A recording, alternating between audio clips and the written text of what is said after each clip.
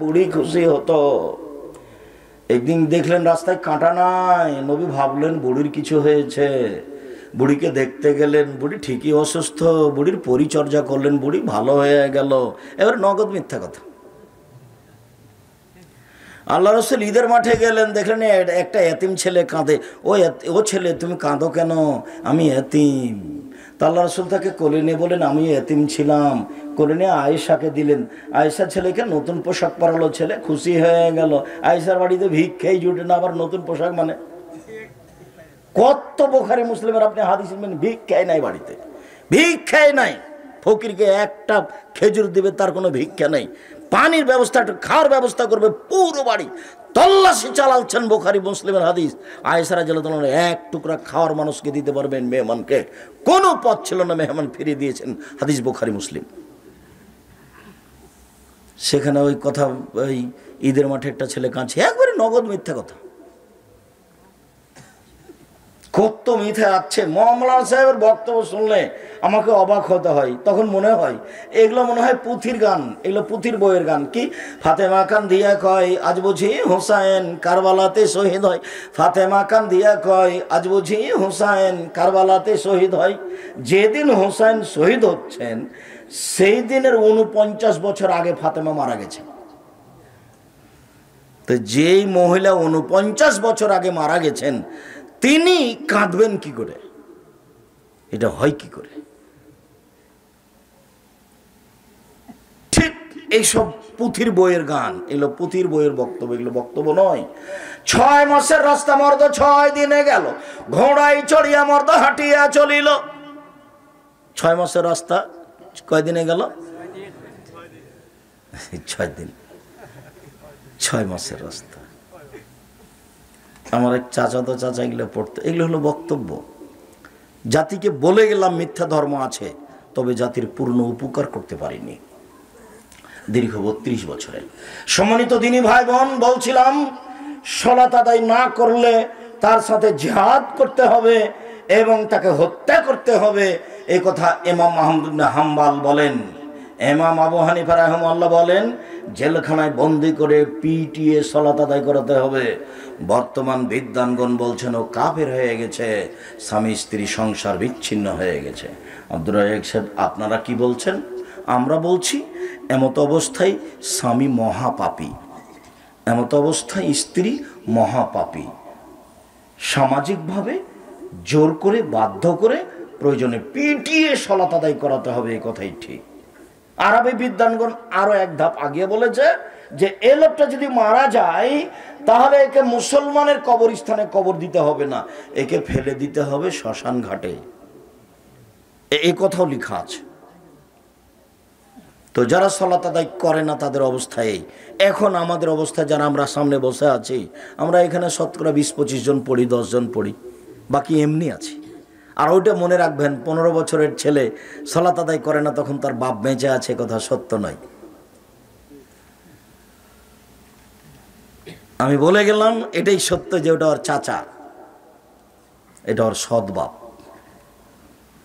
জমি ভাগ করে দিতে পারেন ঠিকই। সকালে বেগুন বিক্রি করে এসেছে, সবাই বিক্রি করেছে 20 টাকা কেজি, আপনার ছেলে বিক্রি করেছে 15 টাকা কেজি। সারা দিন খেপে আছে না, তো দাঁত ভেঙে দেবো। তোকে সকালে যেতে বললাম, তাড়াতাড়ি গেলি না, এই 20 টাকার বেগুন 15 টাকা বিক্রি করলি। তো সারাদিন তো আপনি ছেলের উপরে খুবই খেপে আছে, কথা মনে হয় আপনি বুঝতে পারছেন না। তো বাপ তো আপনি শিখে আছেন, এই যে বোঝা যাচ্ছে যে আপনি বাপ। এই যে বেগুন 15 টাকা কেজি বিক্রি করে এসেছে, আসলে বাজারে কত টাকা ছিল? সকালে 20 টাকা ছিল। একদিন ব্যবসা করতে গিয়ে ভুল করে এসেছে, তাই 1 মাস যাবত তোকে বলছে তোকে আমি জিনিস দিয়ে পাঠালাম, তুই টাকা হারিয়ে আসলি, তোকে কি করব, তোকে বাড়ি থেকে বের করে দেবো। বাপ তো ঠিকই আছে। তাহলে এ বাপ আসলে বাপ নয়, এ হলো স্বার্থপর, এ হলো দত্তরাজ, এ হলো স্বার্থপর। এই বাপ দিয়ে কিছু হবে না। ভুল বুঝেছে, জন্ম দিতে পারলে বাপ হওয়া যায় না। ক্ষমতার নাম বাপ। বাপে বিবাহ দিয়েছে, বউ এসেছে বাড়িতে, বউয়ের কাছে গেছে, তাই সন্তান হয়ে গেছে, বুঝতে পারেনি বাপ কাকে বলে। বাপ মানে ক্ষমতা। রাসূল সাল্লাল্লাহু আলাইহি সাল্লাম বলছেন ইয়া মাশার শাবাব মান ইসতাতা মিনকুমুল বাত ফালিয়াতাজাওয়াজ। এই যুবক দল শোনো, যারা সংসার কন্ট্রোল করতে পারবে, বউকে কন্ট্রোল করতে পারবে, তারা বিবাহ করবে। যারা বউকে কন্ট্রোল করতে পারবে না, পরিবার কন্ট্রোল করতে পারবে না, তারা রোজা থাকবে। রোজা থেকে থেকে যৌবনকে ধ্বংস করবে। এই আদেশ মুহাম্মদ সাল্লাল্লাহু আলাইহি সাল্লাম করেন। তিনি বলেন, বাপ শুনে রেখো, লা তারফা আসাকা আদাবান মিন আহলিক, পরিবারের উপর থেকে লাঠি উঠিয়ে নিও না। পরিবারকে লাঠি দিয়ে ঠিক করতে হবে, ছেলে মেয়ে স্ত্রীকে। আমি এই কথা বলিনি, লাঠির কথা, এ কথা মুহাম্মদ সাল্লাল্লাহু আলাইহি সাল্লাম বলেন। তিনি বলেন, আল্লে কাসাকা আদাবান মিন আহলিক, পরিবারকে কন্ট্রোল করার জন্য লাঠি দরজায় ঝুলিয়ে রাখো। এগুলো মুহাম্মদ সাল্লাল্লাহু আলাইহি সাল্লামের মুখের কথা। পৃথিবীর সবচেয়ে দামি মানুষ, সবচেয়ে ভদ্র মানুষ, তিনি বলছেন, এই শোনো, স্বামী হলে 5টা জিনিস লাগে, বাড়ির মালিক হলে 5টা জিনিস লাগে। বউ এমনি পালন করা যায় না, বউ এমনি লালন পালন করা যায় না। এ তো সিরাজগঞ্জ বাড়ি ঘর ঘেরা লাগে না, ওই দিক ফাঁকা এদিক ফাঁকা, সাতক্ষীরের মতো। সাতক্ষীরে এটা একটা ঘর, এটা একটা ঘরের মধ্যে গরুর গাড়ির রাস্তা, পর্দা লাগে না, এমনিতেই আছে। যে আপনারা স্ত্রী ছেলে মেয়ে দেখেন, আপনার বাড়িতে এসে যদি আমি থাকি পরিবার নিয়ে, তা আপনার বাড়িটাকে মনে করব এটা হচ্ছে জামতল ট্রেন স্টেশন। আমাকে নিয়ে আসতে হলে বাড়ির চতুর্দিক ঘেরতে হবে সুন্দর করে, এবং একটা টয়লেট করতে হবে।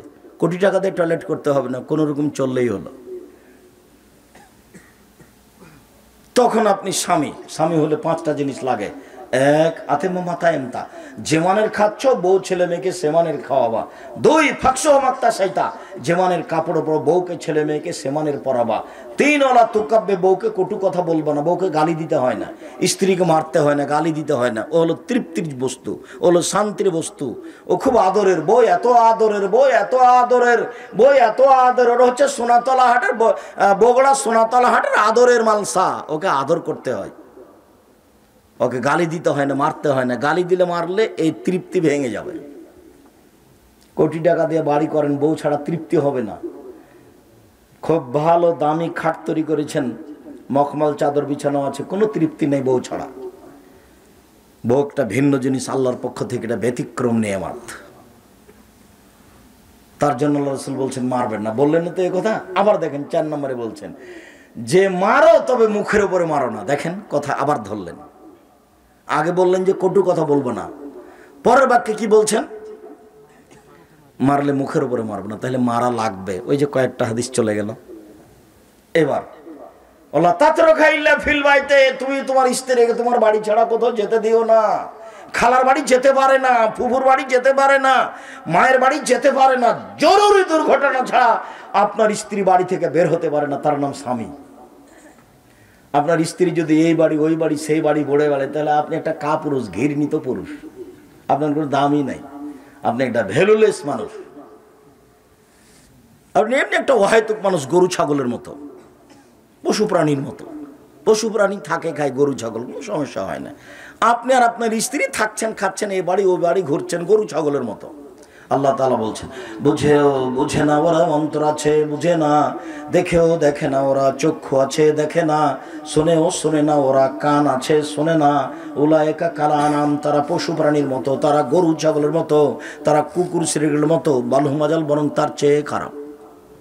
আপনার পরিবার, আপনি আর আপনার স্ত্রী, আপনার ছেলে মেয়ে গরু ছাগলের মতো, কুকুর শ্রেণীর মতো। খারাপ লাগলে আসে যায় না। রাসূলুল্লাহ সাল্লাল্লাহু আলাইহি ওয়াসাল্লামের পদ্ধতিতে আসতে হবে, নাহলে বলতে হবে আমি কুকুর শ্রেণীর মতো বসবাস করি, এটা বলতে হবে। বউ এ বাড়ি ও বাড়ি যায় মানে যে না, আপনি স্বামী নন। আল্লাহ রাসূল বলছেন স্বামী হলে 5টা জিনিস লাগে। মনে থাকবে না মনে হয়। শেষ নম্বরে আছে, চোখ যেভাবে ঘুরে বউ সেভাবেই চলে, তার নাম ক্ষমতা। স্ত্রী আপনার বাড়িতে এসেছে, ওর বাপ বিবাহ দিয়েছে, স্বামীর কাছে গেছে, তাই বাচ্চা হয়ে গেছে, ও জানে না মা কাকে বলে। পাগলিও বাচ্চা প্রসব করাতে পারে, পাগলিও বাচ্চাকে দুধ খাওয়াতে পারে। তো বাচ্চা প্রসব করা আর বাচ্চাকে দুধ খাওয়ার নাম মা নয়। মা হচ্ছে, আল্লাহ রাসূল বলছেন, পাহারাদার। মা হচ্ছে পাহারাদার। ছেলে মেয়ে 19-20 কিছু করতে পারবে না, যদি করে তাহলে মা নেই। মায়ের সামনে যদি ছেলে টাকানোর নিচে প্যান্ট পরে থাকে, ওটা মা নয়, এটা হলো খালা, ওটা সৎ মা।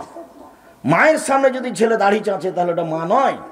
মায়ের সামনে যদি মেয়ে মাথায় কাপড় না দেয়, এই যে এখন আপনার মেয়ে ক্লাস 10-এ পড়ে, আপনার স্ত্রীও আছে, আপনার পাশে বসে আছে, ওই যে পিছনে, একবারে মেয়ে ক্লাস 10-এ পড়ে, পাঞ্জার পাঞ্জার চুল, মাথায় কাপড় নাই, এমনিতে আছে।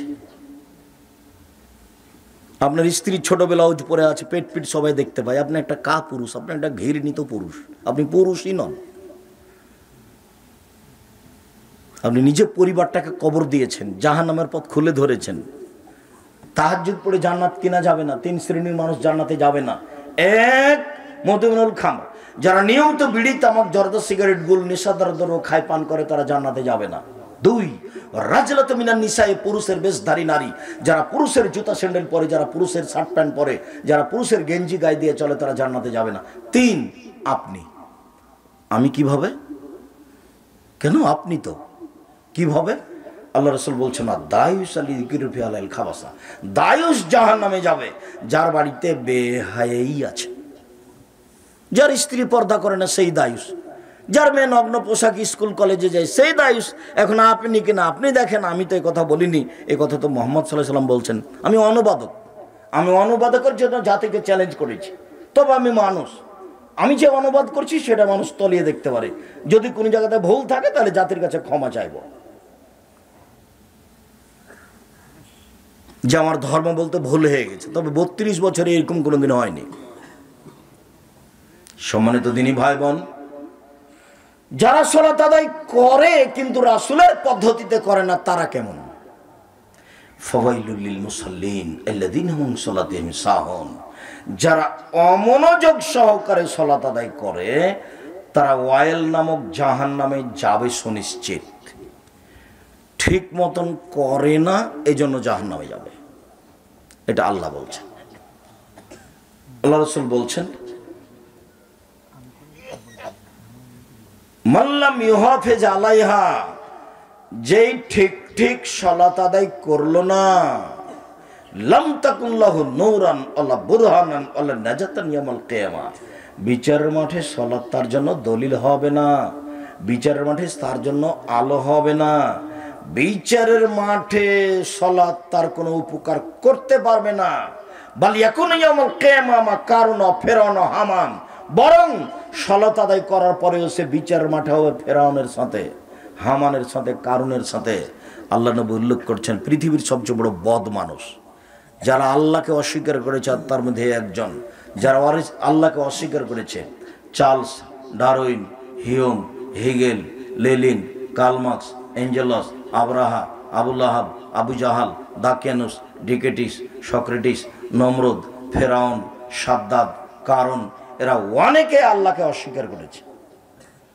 আর আল্লাহর নবী বলছেন সালাত আদায় করলো কিন্তু ঠিক মতো করলো না, এ ফেরাউনের সাথে থাকবে। এর চেয়ে আর দুঃখজনক কিছু আছে কথা? সালাত আদায় করেছে কিন্তু ঠিক মতো করেনি। একটা লোক মসজিদে ঢুকে 2 রাকাত সালাত আদায় করে আল্লাহ রাসূলকে সালাম দিল। তখন আল্লাহ রাসূল বলেন, সাল্লি ফাইন্নাকালাম তুসাল্লি, সালাত আদায় করো, তুমি করোনি। লোকটা আবার 2 রাকাত সালাত আদায় করে রাসূলকে সালাম দিল। আল্লাহ রাসূল বলেন, সাল্লি ফাইন্নাকালাম তুসাল্লি, সালাত আদায় করো, তুমি সালাত আদায় করোনি। লোকটি আবার 2 রাকাত সালাত আদায় করে আল্লাহ রাসূলকে সালাম দিল। আল্লাহ রাসূল বলেন, সাল্লি ফাইন্নাকালাম তুসাল্লি, সালাত আদায় করো, তুমি সালাত আদায় করোনি। তখন লোকটি বলছে, আল্লিমনি কাইফা উসাল্লি, কিভাবে সালাত আদায় করতে হবে আমাকে বলে দেন। লোকটা তো সালাত আদায় করলো, একবার নয় 3 বার করলো। আল্লাহ রাসূল যদি একটু এইভাবে বলতেন, হ্যাঁ সালাত আদায় করেছো, তবে এটা খুব একটা সুন্দর হয়নি, এই কথাটা বললেন না, একেবারে সরাসরি নাকচ করে দিলেন। এর মুখামুখি মসজিদে নববীতে, এর মুখামুখি, তুমি সালাত আদায় করনি, করো। লোকটা কয়বার সালাত আদায় করেছে? 3 বার। ভুল ছিল কোথায়? রুকু আর সিজদায়। তাহলে এবার পূর্বের হাদিসটা বলি, যখন সূচনায় বলেছিলাম যে 2 রাকাত সালাত আদায় করলে কত নেকি পাবো? 300। একটা কথার কথা। তো যদি ওযু ভুল হয় 100 কাটা গেল, যদি রুকু ভুল হয় কাটা গেল, যদি সিজদা ঠিক না হয় তাহলে 100 কাটা গেল, 3টেই কাটা গেল। ঘটনা এখানে তাই আছে। তাহলে এখন আব্দুর রাজ্জাক সাহেব, আমাদের যারা মসজিদে ঢুকে খালি সিজদায় মারি জোরে, আর রুকু থেকে উঠেনি ভালো হবে, তার আগে চলে গেছে সিজদায়। ইবাদত কম করেন, রাসূলের পদ্ধতিতে করেন, ইহকালও টিকবে, পরকালও টিকবে। আর এইভাবে সালাম দিয়ে একবার মুখে চুমা করে বুকে হাত দিয়ে কপালে হাত দিয়ে, এইভাবে ধর্ম নয়। এরকম ভালোবাসার নাম ধর্ম নয়। আসসালামু আলাইকুম হাতে হাত মিলিয়ে হাত দুটা পৃথক হয়ে যাবে, দুইজনের পাপ ক্ষমা হয়ে যাবে। করোনা ভাইরাস সামনে কেউ যাবে না। এখন ব্যাংকে ঢোকে দেখছি ম্যানেজার সামনে চেয়ার রাখেননি। কি খবর ম্যানেজার সাহেব, সামনে চেয়ার নেই যে? ভাই ওই জন্য কিছু আর বলিয়ে নয়, দূরে বসেন আপনি। আমি আব্দুর রাজ্জাক বিন ইউসুফ করোনাকে কোনোদিন সরিষার সম পরিমাণ দাম দিইনি, জীবনে কোনোদিন দেব না। আমি ঘোষণা পূর্বে দিয়েছি, যখন সূচনা দেখা দিয়েছিল, যদি কারো করোনা হয় আমি তার সাথে খেতে প্রস্তুত। যদি কেউ করোনায় মারা যায় তাহলে আমি তার গোসল জানাজা দিতে প্রস্তুত। এতে যদি আমারও করোনা হয় তাহলে আমি বলবো না এর কারণ সৃষ্টির 50,000 বছর পূর্বে যেদিন আমার ভাগ্য লেখা হয়েছিল সেদিনই করোনা লেখা হয়েছিল, সেই জন্য হয়েছে, এর কারণে হয়নি। আমি অল্প দিন বাঁচতে এসে শিরক করতে রাজি নই, অল্প দিন বাঁচতে এসে শিরক করতে রাজি নই, এটা আমি করতে রাজি নই। বিমানবালা মেয়েটা বলছে মুখে মাস্ক দেন, বলছি ধৈর্য ধারণ করো, মুখে মাস্ক দেন, একটু ধৈর্য ধারণ করো, মুখে মাস্ক দেন, এটা উপর থেকে আদেশ। দেখো আমি যখন বিমানে উঠেছিলাম তখন তুমি খেয়াল করনি, আমি মুখে মাস্ক দিয়ে ভাগ্য বাড়াতে রাজি নই, আমি দেব না। পরবর্তীতে উঠলে তুমি ঠেকিয়ে দিও আগেই। মুখে মাস্ক এখন এমনি মানুষ দেখ, এই যে ধুলাবালি আছে এর থেকে বাঁচার জন্য এখন দেন সবাই। মাস্ক দিয়ে করোনা থেকে নিজেকে বাঁচাবো, এত বড় দুঃসাহস আমার প্রয়োজন নেই, আমি শিরক করে মরতে রাজি নই। সম্মানিত দিনী ভাই বোন, সালাত যদি ঠিক মতো আদায় না করে তাহলে সে ফেরাউনের সাথে জাহান্নামে থাকবে, এই কথা মুহাম্মদ সাল্লাল্লাহু আলাইহি সাল্লাম বলেন। ঠিক মতো সালাত আদায় না করলে তাহলে সালাত হবে না, এই কথা রাসূল সাল্লাল্লাহু আলাইহি সাল্লাম জোরালোভাবে বলেন। আমরা এদিক ওদিক কিছু কথা বলা সত্ত্বেও আমরা তিনটা আলোচনা করে ফেলেছি। এক, সালাত আদায় করতেই হবে। দুই, সালাত আদায় যারা করে না তারা কেমন। তিন, যারা সালাত আদায় করে কিন্তু রাসূলের পদ্ধতিতে করে না তারা কেমন। এখন আমাদের সংক্ষিপ্ত আলোচনা আছে কিভাবে সালাত আদায় করতে হবে। এবার দেখুন, রাসূল সাল্লাল্লাহু আলাইহি সাল্লাম বলেন, সাল্লু কামা রাআইতুমুনি উসাল্লি। পৃথিবীর মানুষ, তোমরা আমাকে যেভাবে সালাত আদায় করতে দেখছো সেভাবে করো। এখন নেন এই বাক্য কিভাবে হবে? এখন আল্লাহ নবী আছেন, এই যে গরম পানি দিতে বলেছিলাম তোমরাকে, সাল্লু কামা রাআইতুমুনি উসাল্লি। পৃথিবীর মানুষ, আমাকে যেভাবে সালাত আদায় করতে দেখছো সেভাবে করো। এবার বুদ্ধি তাহলে কোন কিভাবে করবেন? তা হাদিস দেখে করতে হবে, কোরআনে তার বিস্তারিত বিবরণ নেই। হাদিস দেখে করবেন কিভাবে? হাদিস, জাল হাদিস যে আছে, তাহলে এখন যেগুলোতে জাল হাদিস নাই সেটা দেখি। সেটা কি বুখারী, সেটা কি মুসলিম, সেটা কি রিয়াজুস সলেহিন। আপাতত এই তিনটে হাদিস গ্রন্থ দেখে সালাত আদায় ঠিক করার জন্য আমি আব্দুর রাজ্জাক বিন ইউসুফ পরামর্শ দিলাম। যদি অতিরিক্ত বই লিখা বই মনে করেন তাহলে যাদের বই সঠিক আছে তার মধ্যে আমারও একটা আছে, সেটা হলো না সালাতুর রাসূল, প্রচলিত সালাত বনাম রাসূল সাল্লাল্লাহু আলাইহি সাল্লামের সালাত, আব্দুর রাজ্জাক বিন ইউসুফ। আমরা চেষ্টা করেছি অগ্রহণীয় হাদিস পেশ না করার। এটা দেখুন কিভাবে বাস্তবায়নে বাস্তব লেখা আছে, সেটা দেখে পড়ুন। আমি এটা পরে বলছি, আগেরটা আপনি বুখারী দেখে ঠিক করে নেন।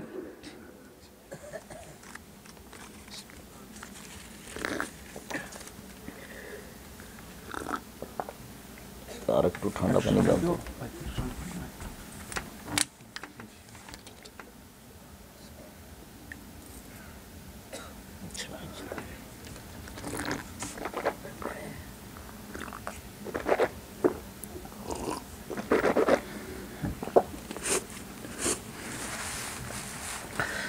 তাহলে রাসূল সাল্লাল্লাহু আলাইহি সাল্লাম তার এখন নেই যে দেখে সালাত আদায় করব।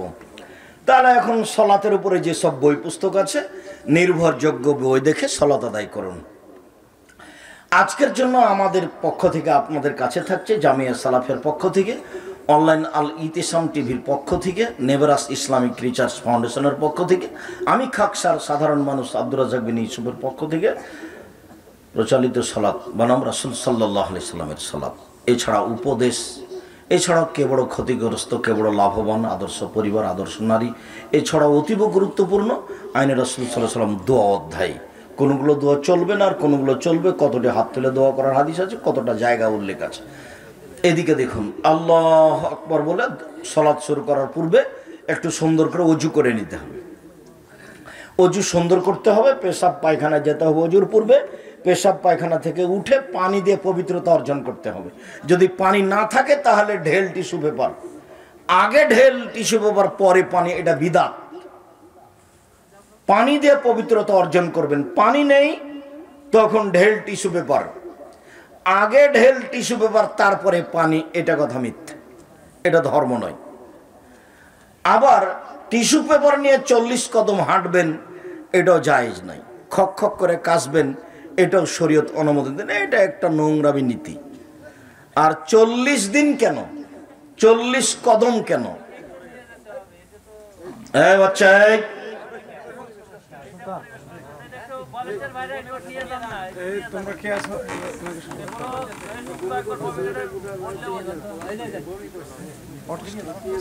তোমরা একটু ধরে নিয়ে যাও তো।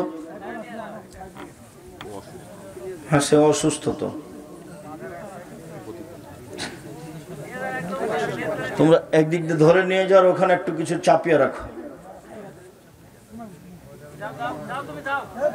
ধরে নিয়ে যান, ওনাকে ধরে নিয়ে যান, ধরে নিয়ে যান, ধরে নিয়ে যান, উনি বলুক, নিয়ে যান একটু ইয়ে দিন। আরে দুইজন ধরে নিয়ে যাও। আচ্ছা থামেন, শুকরিয়া, জাযাকুমুল্লাহ খায়ের। এরপরে যারা বলছে এ বাচ্চা 40 কদম হাঁটতে হবে, তাছাড়া পবিত্র হবে না, ঢেল টিস্যু পেপার নিতেই হবে, যদি তাই হয় তাহলে শুধু পুরুষকে পবিত্রতা অর্জন করতে হবে এভাবে, মহিলাকে পবিত্রতা অর্জন করতে হবে না? তাদের মহিলারা ঢেল নিয়ে 40 কদম হাঁটে, তারা নিজেরাই শুধু জান্নাতে যেতে চায়, মহিলারাকে জান্নাতে যেতে হবে না? তাহলে ওরা কি করবে মহিলারা? তার মানে ধর্ম এমন নয়, পদ্ধতি ভুল। বাস আল্লাহ খবসল খাবাইস বলে পেশাব পায়খানায় বসবেন, গোফরানাকা বলে পবিত্রতা অর্জন করে উঠে যাবেন, সুন্দর করে ওযু করবেন, ওযু শেষে বলবেন আশহাদু আল্লা ইলাহা ইল্লাল্লাহু ওয়াহদাহু লা শারীকা লাহু ওয়া আশহাদু আন্না মুহাম্মাদান আবদুহু ওয়া রাসূলুহু। এবার জান্নাতের সব দরজা খুলে গেছে। আব্দুর রাজ্জাক সাহেব, আমরা যে দোয়া পড়ি আল্লাহুম্মা জাল্লি মিনাত তাওবিন ওয়া জাল্লি মিনাল মুতাতাহিরিন, হ্যাঁ এটা পড়েন, এটাতে নেকি হবে, কিন্তু জান্নাতের সব দরজা খোলা হবে না। আজ থেকে ওযু করার পরে কোন দোয়া পড়বেন বলেন তো? আশহাদু আল্লা ইলাহা ইল্লাল্লাহু ওয়াহদাহু লা শারীকা লাহু ওয়া আশহাদু আন্না মুহাম্মাদান আবদুহু ওয়া রাসূলুহু। তাহলে কি হবে? জান্নাতের সব দরজা খুলে গেছে। আর যদি বলেন আল্লাহুম্মা জাল্লি মিনাত তাওবিন ওয়া জাল্লি মিনাল মুতাতাহিরিন, তাহলে সব হবে, কিন্তু জান্নাতের দরজা খুলবে না। এবার আল্লাহু আকবার বলে দাঁড়ান, দাঁড়ানোর সময় দুই পায়ের মাঝের গোড়ালির ফাঁকা রাখবেন, দুই পায়ের মাঝে ফাঁকা রাখবেন, শরীরের ভারসাম্য বজায় রেখে যতটুকু ফাঁকা লাগে। মহিলা বৈঠকে কিন্তু মহিলারা বলেছে, চাঁপাইনবাবগঞ্জের ভাষা, বুবু নামাজে যখন দাঁড়াবা বুবু, তখন দুই পায়ের গোড়ালিকে জমা রাখিও বুবু, যদি দুই পায়ের গোড়ালি ফাঁকা রাখো বুবু, তাহলে লজ্জা স্থানের যোগাযোগ বুবু মাটির সাথে হবে, মাটি অভিশাপ করবে। বুবুর সব কথাই নাকি বুখারীতে আছে। তো দুই পায়ের গোড়ালি জমা করতে হবে, একবার নগদ মিথ্যা কথা। দুই পায়ের মাঝে কতটুকু ফাঁকা থাকবে? শরীরের ভারসাম্য বজায় রাখার জন্য যতটুকু আল্লাহ রাসূল মাপ উল্লেখ করেননি। দুই পায়ের গোড়ালি জমা করে দাঁড়াতে হবে, কথা মিথ্যে। বাম পায়ের বৃদ্ধাঙ্গুল নড়াতে পাবো না, এই কথা মিথ্যে। যতবার সিজদায় যেতে হবে ততবার দুই পা জমা করতে হবে, একটু পরে আসছে। তাহলে তো বৃদ্ধাঙ্গুল টিকলো না নিজ জায়গায়। আল্লাহু আকবার, হাতের আঙ্গুলগুলি জমা জমা থাকবে, আঙ্গুলের মাথা আকাশমুখী থাকবে, কাঁধ সামনাসামনি থাকবে। এক, বুখারী মুসলিমের একাধিক হাদিস। কানের লতি সামনাসামনি হবে না, আর একটু উপরে চলে গেল, বুঝা গেল না কথা মনে হয়? কানের লতি হচ্ছে এইটা, কানের লতি সামনাসামনি বা কাঁধ সামনাসামনি। তারপরে ডান হাতের কবজি বাম হাতের কবজির উপরে দিতে হবে, তারপরে বুকের উপরে রাখতে হবে। নাভির নিচে হাত বাঁধার 3টা হাদিস আছে আবু দাউদের, 3টাই অগ্রহণীয়, জাল ও জয়ীব। বুকের উপরে হাত বাঁধার 5টা হাদিস আছে, 5টাই সহি। আমাদের সলাতের বইগুলো দেখুন পড়ে, বিস্তারিত দেওয়া আছে। তবে নাভির নিচে বাঁধা হাত বাঁধার হাদিস আছে যা অগ্রহণীয়, বুকের উপরে বাঁধতে হবে। তবে হাত এইভাবে বাঁধা যায়, বাহুর উপরে বাহু, হাদিস সহি। তখনও বুকের উপরে, বাহুর উপরে বাহু রাখলে এমনিতে বুকের উপরে হয় স্বাভাবিকভাবে। বুকের উপরে হাত রেখে কবজির উপরে কবজি রেখে বুকের উপরে বেঁধে, এখন এটা ছিল আল্লাহু আকবার, আল্লাহ সবচেয়ে বড়, পৃথিবীর আর কোনো শব্দ চলবে না। এখন আউযুবিল্লাহ চলবে না, বিসমিল্লাহ চলবে না, বিসমিল্লাহর চেয়ে দামি হলো আল্লাহু আকবার। আল্লাহু আকবার বলার পূর্বে কোনো কিছু চলবে না। কেউ যদি দোয়া পড়ে, নয়তো নসিল 4 রাকাতিন লিজোহরে, জোহরের 4 রাকাতের নিয়াত করলাম, তাহলে তার সলাতই বাতিল। নিয়াত বিদাত, সশব্দের নিয়াত হলো বিদাত। নিয়াত হচ্ছে অন্তরের পরিকল্পনা। এই যে ওযু করছি ভাবছি, তার নাম নিয়াত। আল্লাহু আকবার প্রথম যেটা, সেটা দোয়া, তাকে বলা হয় সানা। আল্লাহুম্মা বা'id বাইনি ওয়া বাইনা খাতায়ায়া কামা বা'adta বাইনাল মাশরিক ওয়াল মাগরিব। আল্লাহ, তুমি আমাকে আর আমার পাপকে অত দূরত্বে রাখো, পূর্ব পশ্চিমকে তুমি যত দূরত্বে রেখেছো, পূর্ব থেকে পশ্চিম যেমন লক্ষ লক্ষ কিলোমিটার দূরে আছে, তুমি আমার থেকে আমার পাপকে লক্ষ লক্ষ কিলোমিটার দূরে করে দাও। আল্লাহুম্মা নাক্কিনি মিনাল খাতায়া কামা ইয়ানক্কা সাবুল আবিজ মিনাদ দানাস। তুমি আমার পাপকে ধুয়ে পরিষ্কার করে দাও, যেমন ভাবে সাদা কাপড়কে ময়লা থেকে ধুয়ে পরিষ্কার করা হয়। আল্লাহ মাগসিল খাতায়া বিল মাই ওয়াস সালজি ওয়াল বারাদ। আল্লাহ, তুমি আমার পাপকে ঠান্ডা পানি দিয়ে, স্বচ্ছ পানি দিয়ে, বরফ দিয়ে ধুয়ে পরিষ্কার করে দাও। খুব গুরুত্বপূর্ণ দোয়া। এরপরে আউযু বিল্লাহি মিনাশ শাইতানির রাজিম, মারদুদ বিতাড়িত শয়তান থেকে পরিত্রাণ চাচ্ছি। বিসমিল্লাহির রহমানির রহিম, পরম দাতা দয়ালুর নামে আরম্ভ করছি। আলহামদুলিল্লাহি রাব্বিল আলামিন, বিশ্বজগতের প্রতিপালকের প্রশংসা। আর রহমানির রহিম, তিনি হচ্ছেন পরম দাতা দয়ালু। মালিক ইয়াউমিদ্দিন, তিনি হচ্ছেন বিচার দিনের মালিক। ইয়াকা না'বুদু, একমাত্র তোমার ইবাদত করি। ওয়া ইয়াকা নাস্তাইন, একমাত্র তোমার কাছে সাহায্য চাই। অনেক কিছু বলে একটা কথা বলছি, ইহদিনাস সিরাতাল মুস্তাকিম, তুমি আমাকে সোজা পথ দেখাও। সিরাতাল্লাযিনা আনআমতা আলাইহিম, ওই পথ তুমি দেখাও যেই পথের প্রতি দয়া করেছো, ভালো মানুষকে যে পথ দেখিয়েছো সেই পথ দেখাও। গায়রিল মাগদুবি আলাইহিম ওয়ালাদ-দাল্লিন, ওদের পথ দেখায়ও না যারা অভিশপ্ত। ইহুদি খ্রিস্টানের পথ দেখায়ও না, ওদের পথ দেখায়ও না যারা ভ্রান্ত। ইহুদি খ্রিস্টানের পথ দেখায়ও না। আমিন। দীর্ঘ সময় ধরে তোমার দরবারে যে প্রার্থনা করলাম, এটা তুমি কবুল করো। এই দেখেন, আল্লাহকে ডাকা শুরু হয়ে গেছে। আল্লাহু আকবার, আল্লাহ সবচেয়ে বড়। তারপরে বলছেন আল্লাহুম্মা বা'id বাইনি ওয়া বাইনা খাতায়ায়া কামা বা'adta বাইনাল মাশরিক ওয়াল মাগরিব। আল্লাহকে ডাকা শুরু হয়ে গেছে, গোটাটাই দোয়া। তারপরে আউযুবিল্লাহ, বিসমিল্লাহ, তারপরে সূরা ফাতিহা। দেখেন আল্লাহকে ডাকা শুরু হয়ে গেছে। ইহদিনাস সিরাতাল মুস্তাকিম, তুমি আমাকে সোজা পথ দেখাও, তুমি আমাকে সরল পথ দেখাও। ওরা বলে এই পথে আসো, ওরা বলে এই পথে আসো, ওরা বলে এই দল করো, ওরা বলে এই দল করো, ওরা বলে এই সংগঠন করো, ওরা বলে এই সংগঠন করো। আমি কোন দল করি? তুমি সোজা পথ দেখাও। আবুল আলা মওদুদি বলেন, আমাকে রাজপথ দেখাও। আমি কোন পথে যাই? আমাকে সোজা পথ দেখাও। দীর্ঘ সময় ধরে তোমার দরবারে যে পথের কামনা করলাম, এটা তুমি কবুল করো। বিসমিল্লাহির রহমানির রহিম। কুল হুয়াল্লাহু আহাদ, হে নবী আপনি বলুন, আল্লাহ একক, আল্লাহু সামাদ, তিনি হচ্ছেন নিরপেক্ষ মুখাপেক্ষীহীন। লাম ইয়ালিদ, তিনি কাউকে জন্ম দেননি, ওয়ালাম ইউলাদ, তিনি কারো থেকে জন্ম নেননি, ওয়ালাম ইয়াকুল্লাহু কুফুয়ান, তার সমকক্ষ কেউ নেই। আল্লাহু আকবার। হাত ওই পর্যন্ত উঠাবেন।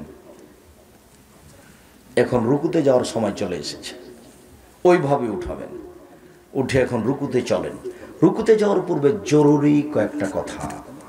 তার প্রথম কথা হচ্ছে হাতের আঙ্গুলগুলি খোলা খোলা থাকবে, হাঁটুকে চেপে ধরে থাকতে হবে, হাতের লম্বা রডের মতো সোজা হয়ে থাকবে হাত, আর পিঠের লম্বা হাতটা একবারে সোজা হয়ে থাকবে। পিঠের ওপরে একটা গিলাস রাখলে যেন থেকে যায়, একবারে সোজা, এরকম বাঁকা হবে না পিঠটা। মাথা উঁচুও হবে না, মাথা নিচুও হবে না। একাধিক সহিহ হাদিস। মাথা উঁচুও করতে পাবেন না, নিচুও করতে পাবেন না। পিঠটা একবারে সোজা হয়ে থাকবে, আর হাত দুটি রডের মতো সোজা হয়ে থাকবে। বোঝা যায়নি কথা মনে হয়? এইভাবে যাবেন সিজদায়, আঙ্গুল খোলা খোলা থাকবে, কোমর থেকে সামনের ওজন হাতের ওপরে থাকবে। যখন আপনি রুকুতে গেছেন তখন এই শরীরের ওজনটা যেন পায়ের ওপরে না থাকে, কোমর থেকে সামনের ওজনটা যেন পায়ের ওপরে না থাকে। তখন থাকবে কিসের উপরে? হাতের উপরে। পুরো কোমর থেকে ওপরটা হাতের ওজনে রেখে হাঁটুর সাথে দিয়ে রাখবেন, তাহলে আপনি হাদিসের অনুযায়ী রুকু করতে পারবেন। সুবহান রাব্বিল আযীম, উঁচু আল্লাহর পবিত্রতা বর্ণনা করছি। নইলে সুবহান কুদ্দুসুন রব্বুল মালাইকাতুর রূহ, আল্লাহ তোমার পবিত্রতা বর্ণনা করছি। তুমি জিবরাইলের প্রতিপালক, তুমি ফেরেশতার প্রতিপালক। নইলে বলবেন সুবহানাকা আল্লাহুম্মা রাব্বানা ওয়া বিহামদিকা আল্লাহুম্মা গফিরলি, হে আল্লাহ তোমার পবিত্রতা বর্ণনা করছি, তোমার প্রশংসা সহকারে তোমার পবিত্রতা বর্ণনা করি, তুমি আমাকে ক্ষমা করো। অন্যথায় বলবেন সুবহানাজিল জাবরুতি ওয়াল মালাকুতি ওয়াল কিবরি ওয়াল আজমাত। যে শব্দ মুখস্থ আছে বলতে থাকেন, অনেকক্ষণ থাকেন। তারপরে চলেন, এবার উঠি। সামি আল্লাহু লিমান হামিদা। আল্লাহ ওই লোকের প্রশংসা শুনলো যে তার প্রশংসা করলো, খুব তার প্রশংসা, মঙ্গলময় তার প্রশংসা, বরকতময় তার প্রশংসা, মিলাসমতে আকাশ পরিমাণ প্রশংসা, মিলাল আর জমিন পরিমাণ প্রশংসা, মিলামা বাইনহুমা, আকাশ জমিনের মধ্যে যে ফাঁকা রয়েছে সেই পরিমাণ প্রশংসা, মিলামা শেতামিন সাইন বাদ, কত আমি প্রশংসা করব, তুমি যত চাও তত তোমার প্রশংসা।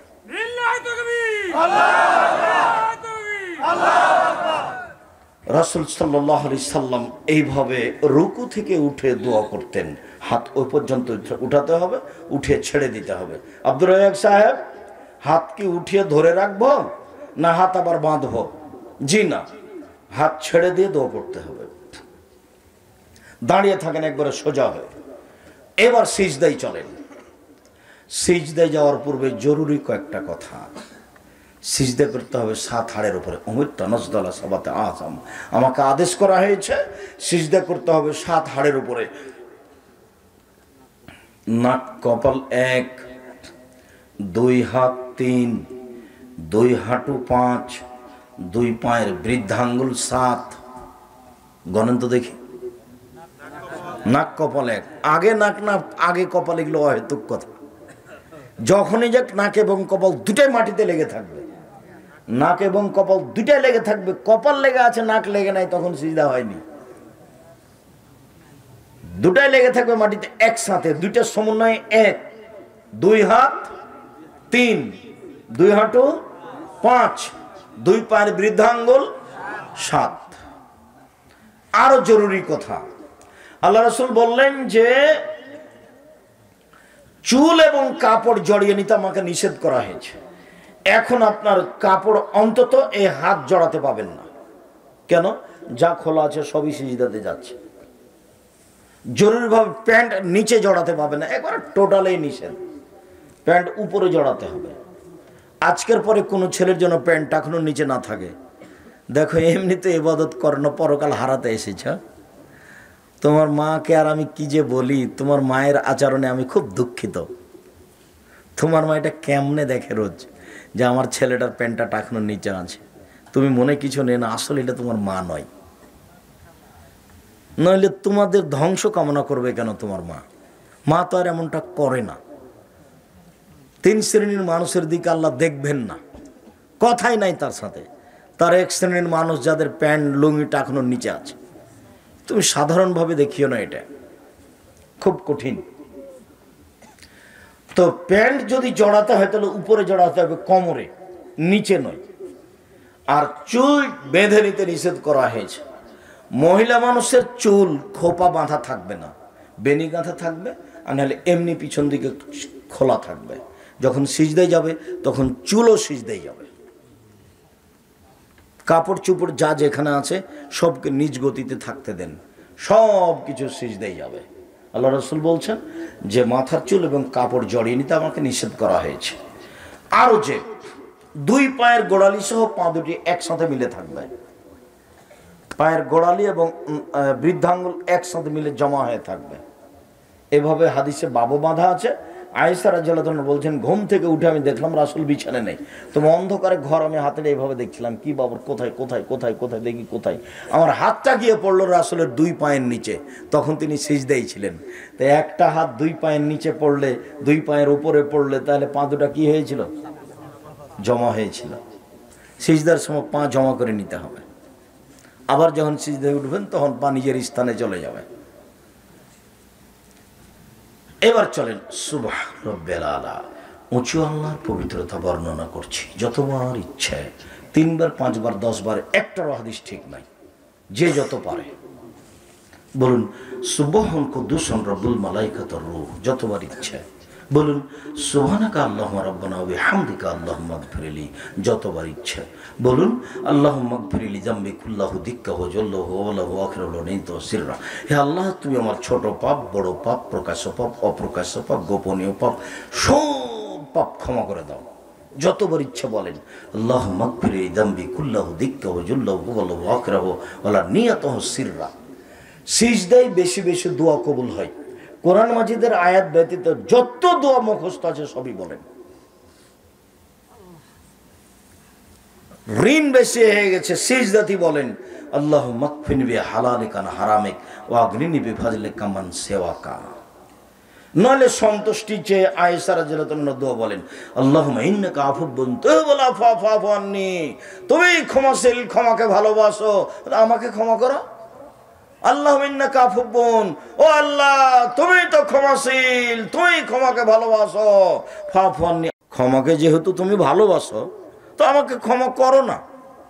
যা দোয়া মুখস্থ আছে হাদিসের সব পড়েন, কোরআন মাজিদ পড়বেন না। কোরআন মাজিদ পড়ার কথা আসছে, উঠে আসেন, উঠে এসে বলেন আল্লাহুম্মা ইগফিরলি ওয়ারহামনি ওয়াহদিনি ওয়াফিনি ওয়ারযুকনি, হে আল্লাহ তুমি আমাকে হেদায়েত দান করো, আমাকে খেতে দাও, আমার প্রতি দয়া করো। আবার সিজদায় যান, সিজদায় উঠে আসেন, এ হলো 1 রাকাত, আর 1 রাকাত এভাবে, এ হলো 2 রাকাত। এটা যদি আত্মাহিতর বৈঠক হয় তাহলে বাম পায়ের পাতার উপরে বসেন, ডান পাকে খাড়ো করে রাখেন, বৃদ্ধাঙ্গুল কেবলামুখী করে। আর যদি সালামের বৈঠক হয় তাহলে বাম পাকে ডান দিকে বের করে দেন, আর পিছনটা নিতম্ব মাটির উপরে রাখেন, আর ডান পা এভাবে খাড়ো হয়ে থাকবে, পায়ের বৃদ্ধাঙ্গুলটা কেবলামুখী থাকবে, আর গোড়ালিটা বের হয়ে থাকবে, আর আপনার নিতম্বটা মাটির উপরে থাকবে, আর বাম পাটা ডান দিকে চলে যাবে। যেটাই সালামের বৈঠক। 1 রাকাতে সালামের বৈঠক আছে, তা হলো বিতর। 2 রাকাতে সালামের বৈঠক আছে, তা হলো ফজর। 3 রাকাতে সালামের বৈঠক আছে, তা হলো মাগরিব। 4 রাকাতে সালামের বৈঠক আছে, তা হলো জোহর, আসর, এশা। যখন সালামের বৈঠক তখন এভাবে বসবেন। এবার হাতের আঙ্গুলগুলি বাম হাতের জমা জমা থাকবে, হাঁটুর উপরে থাকবে। ডান হাতের আঙ্গুল এইভাবে আগের 2টা চাপেন, বন্ধ করেন, করেন তো দেখি।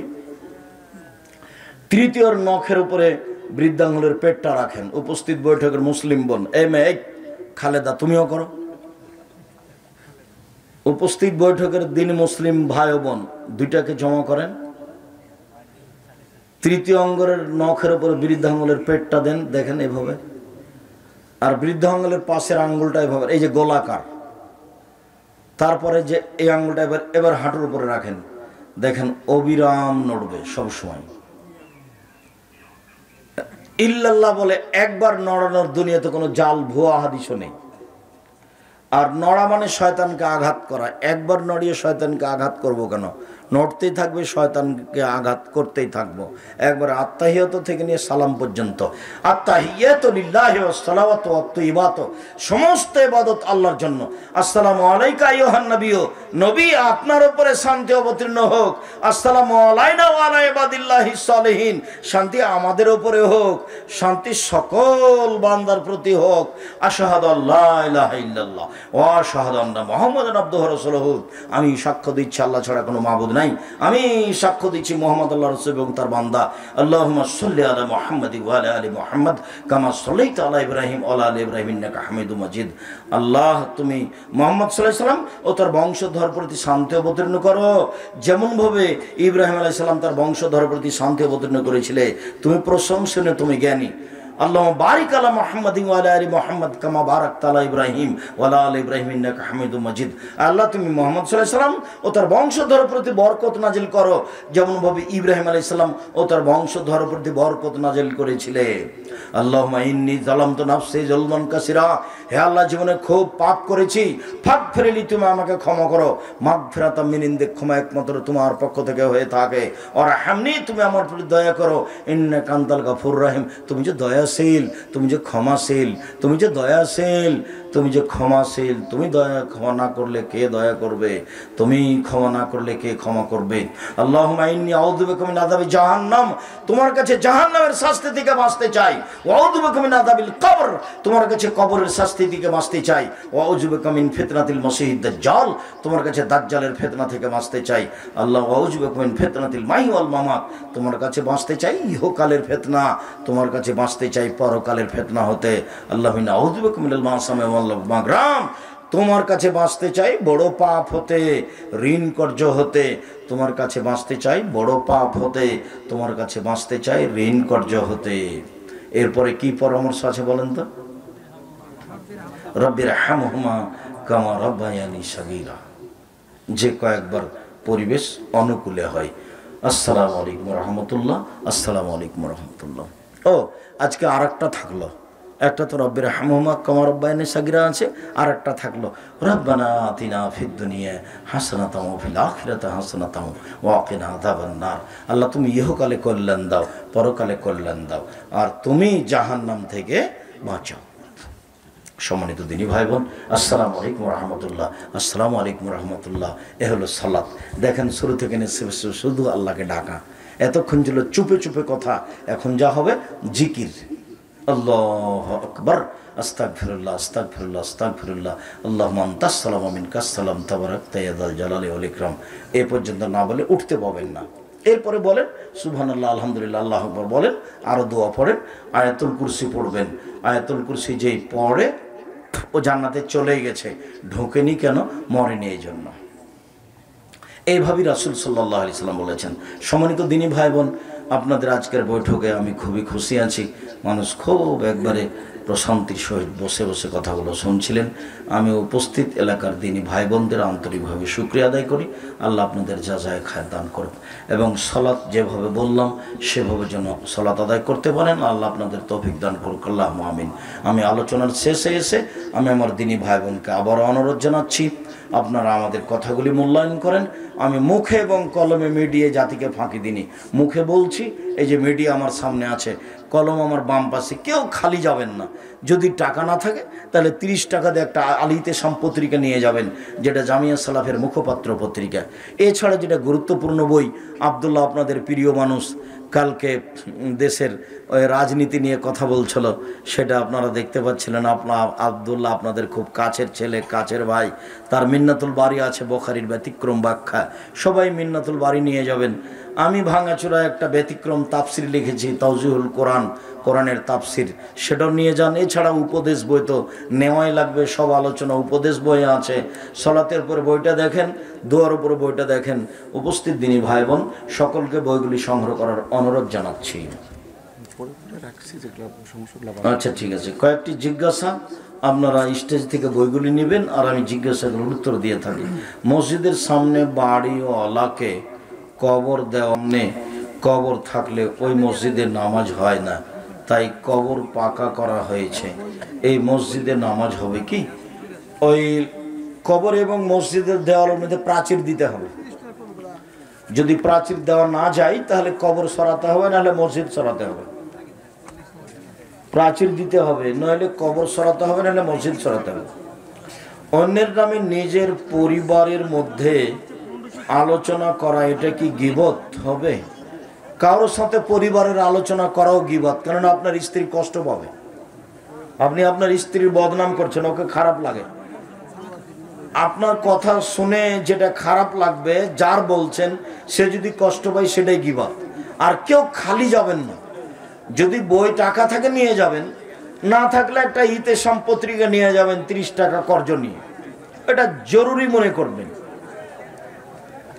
হুজুর আমি আর আমার দিনী বোনেরা যারা আছেন, আদর্শ নারী আদর্শ পরিবার আপনার জন্য জরুরি বই। আদর্শ নারী আদর্শ পরিবার সমঅধিকরণে মর্যাদা চাই। কেন এই নির্যাতন, কি তার প্রতিকার? আমরা নারী মানুষ, আমাদের এই উপরে নির্যাতন কেন? প্রতিকার কি হতে পারে? হুজুর আমি নামাজ কালাম পড়ি, পরের অন্যায় করি না, অসুখ বিপদ বালা মুসিবত কেন হয়? যার যত দিন বেশি হবে তার তত মুসিবত বেশি হবে, এই জন্যই হয়। সবচেয়ে ছোট দুরুদ কোনটি?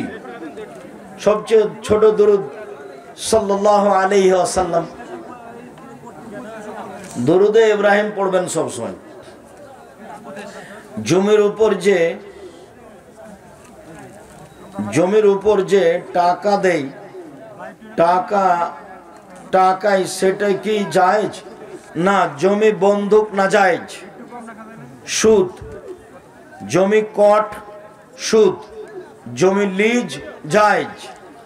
লিজ খেয়ে শেষ, 2 বছর শেষ, টাকাও শেষ, এটা জায়েজ। কট বন্ধক না জায়েজ, লিজ ভাড়া জায়েজ। 21 দিনে আকিদা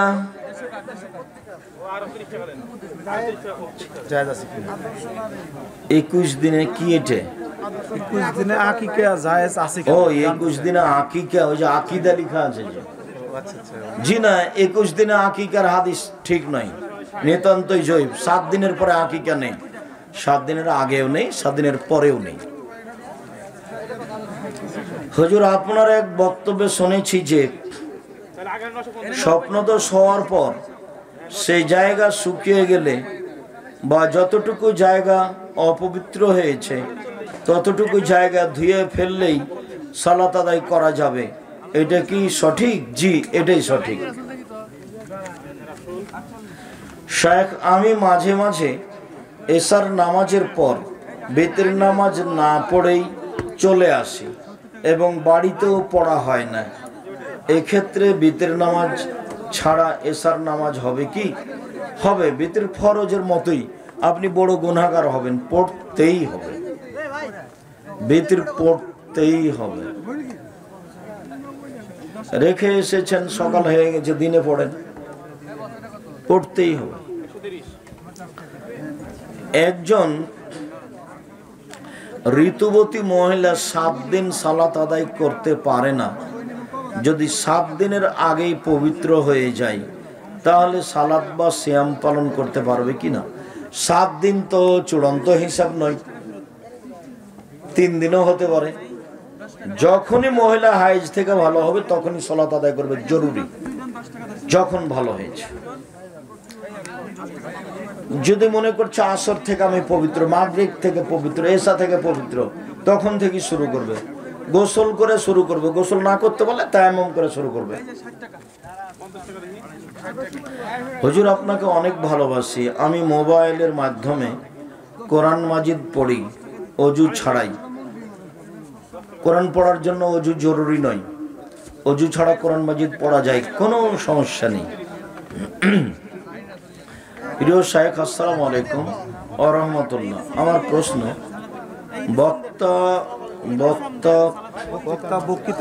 বক্তৃতার মাঝে বিরতি করে আল্লাহ আকবার বলে এটা বলা যাবে কি? জি না, ওইসব জিকির চলবে না, ওরকম করে ঢং মং করা যাবে না, ওটাও বলা হবে না।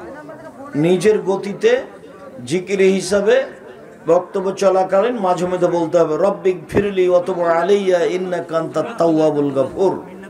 আল্লাহ রাসূল কোন বৈঠকে বসে থাকলে এই তাসবিহটা পড়তেন। এইগুলো চলবে না।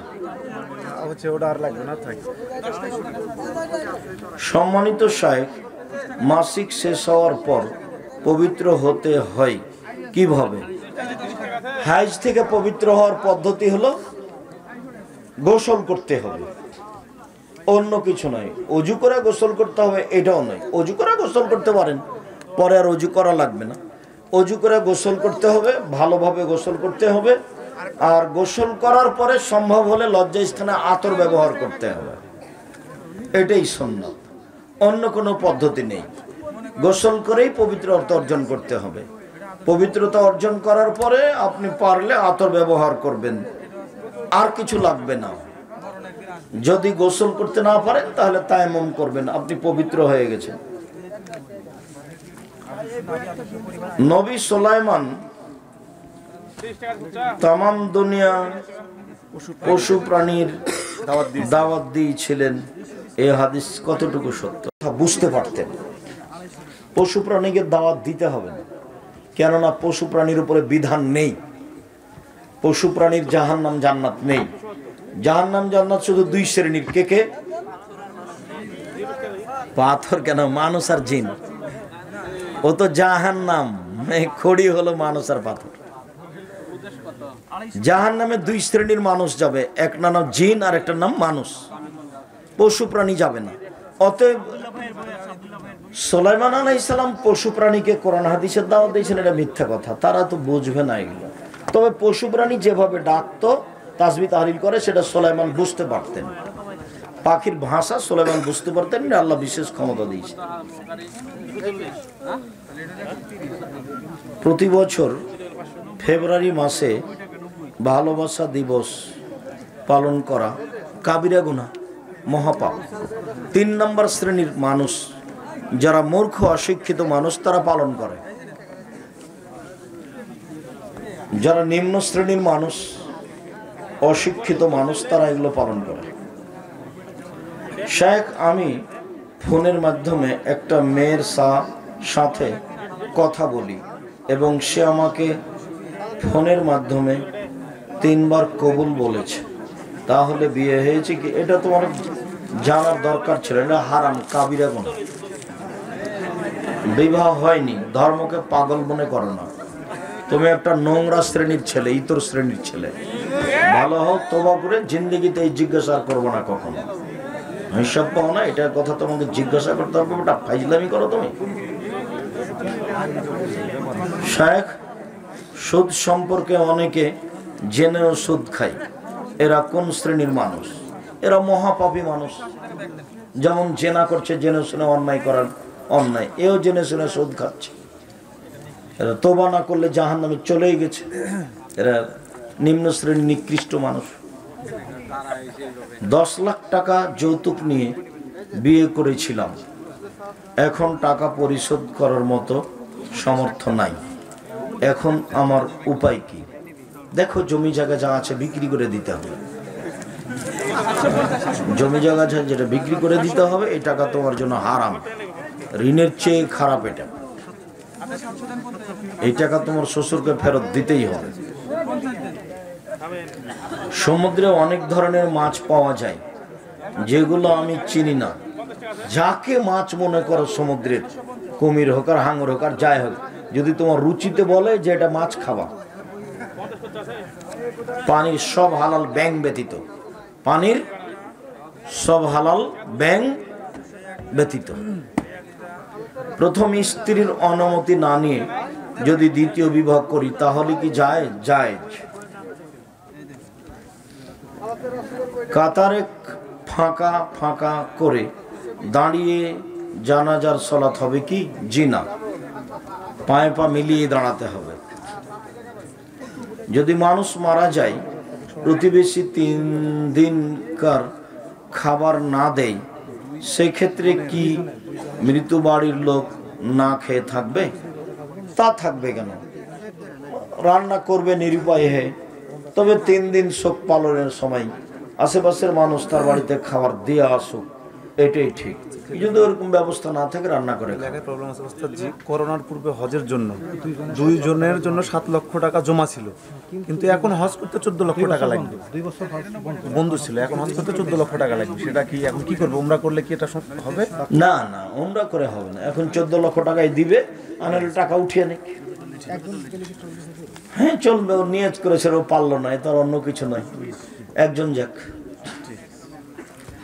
বিয়ের সময় কন্যার দেন মোহরানা বাকি রেখে বিবাহ পড়ানো হয় এবং কাবিনে দেন মোহরানা অনেক বেশি করে তোলা হয়। এটা তো একটা নোংরামি প্রথা দেশে দেখা দিয়েছে। আদায় করুক না করুক 10 লাখ 15 লাখ লিখে দিল। এইসব নোংরাময় নীতি বন্ধ করতে হবে। মোহর যত কম হবে তত বিবাহতে বরকত বেশি হবে, স্বামী স্ত্রীর রুজিতে, সাংসারিক জীবনে শান্তি তৃপ্তি বেশি হবে। ওটা আল্লাহ রসুল বলছেন। এই প্রথা একবারে ভেঙে চুরে ফেলবেন। বিবাহ করবেন আপনি, এখানে মাতাব্বরি করবে কে? আগে বলে দিয়েন 50,000 টাকা মোহর দেব, হইলে রাজি থাকেন, না হলে গেল। মোহর দিয়ে আমার বিবাহ রাজি হবে, কি বলছেন বলেন। এনে ওই ফাঁকিবাজি কলম কাবিননামাতে লিখা হবে না। কাফের এবং মুশরিকের জবেকৃত পশুর গোস্ত খাওয়া যাবে কি? জি না। কাফের বলতে যারা অমুসলিম, যারা হিন্দু, যারা ইহুদি খ্রিস্টান, যারা হিন্দু, এদের জবে করা প্রাণী খাওয়া যাবে না। ওদের বাড়িতে খাওয়া যাবে প্রয়োজনে, ওদের রান্না খাওয়া যাবে, কিন্তু ওদের জবে খাওয়া যাবে না। ছেলেরা হাতে মেহেদি লাগাতে পারবে? জি না। ছেলেদের হাতে মেহেদি লাগা হারাম, আর মেয়েরা হাতে মেহেদি লাগাতে বাধ্য, লাগাতেই হবে। মেয়েদেরকে হাতে এবং পায়ের নখে মেহেদি লাগাতেই হবে, আর পুরুষের হাতে পায়ে লাগানো হারাম। হাইজের অবস্থায় কোরআন হিফজ করা যাবে কি? যাবে।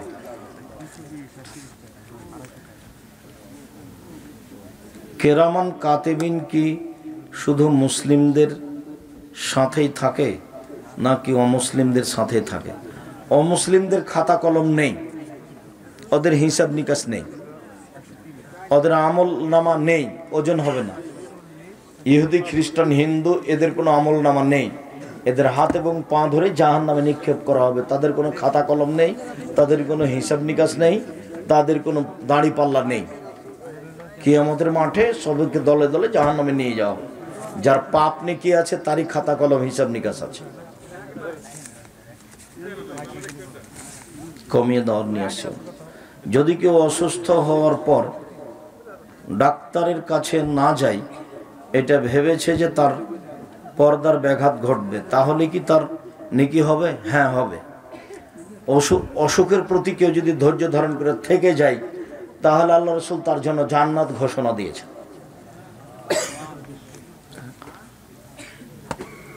জেরা মসজিদ বলতে কি বুঝায়? শত্রুতা করে জোর করে ওই মসজিদে যাওয়া যাবে, যাওয়ার ব্যবস্থা আছে, তারপর গায়ের জোরে টাকা আছে তাই পাশে মসজিদ তৈরি করেছে গন্ডগোল করে। এ হলো মসজিদের জেরার। মসজিদে যদি বানাতে হয়, গ্রামের লোক বসুক যে আমাদের ওই পাড়া থেকে এখানে আসতে অসুবিধা হচ্ছে, তো আমরা ওইদিকে একটা মসজিদ করি।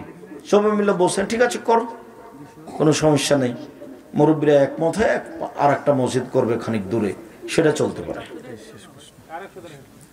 শেখ আমার জন্য দোয়া করবেন, আমি কোরআনের হাফেজ হতে চাই। আল্লাহ যেন আমার এই আশাটা পূরণ করেন। আল্লাহুম্মা আমিন। তুমি কেন শুধু কোরআনের হাফেজ হবা? এত ছোট আশা করছো কেন? বলো যে হিফজ সহ আমি যেন বড় আলেম হতে পারি। এত ছোট আশা কেউ করে? আমি আব্দুল্লাহকে যখন দেওবন্দে প্রাইভেট শিক্ষকের কাছে দিই, তখন প্রাইভেট শিক্ষক পরের দিন বলছে যে अगर ऐसी मेहनत रहेगी तो मागरिबी बेंगाल में कोई टकरा ना सके। যে তোমার যদি এরকম পরিশ্রম থাকে তাহলে পশ্চিমবঙ্গে তোমাকে কেউ ঠেকাতে পারবে না। যেমন এই কথাটা বলা আমিও ভাবতে পারিনি।